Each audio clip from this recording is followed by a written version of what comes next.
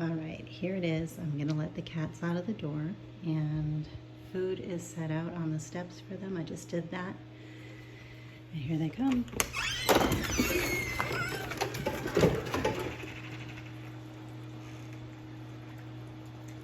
This is every day.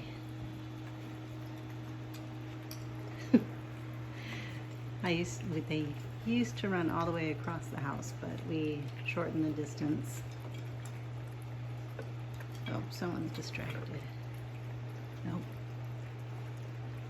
Back at it. There we go.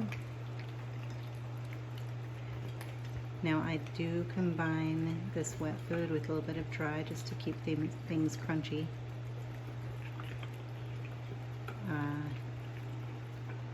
But everyone seems to really enjoy it. Hi, Callie. There they are.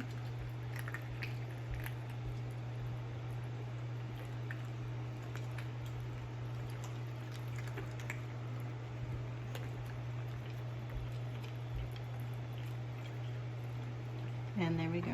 Still enjoying the wet cat food. Same recipe. Enjoy.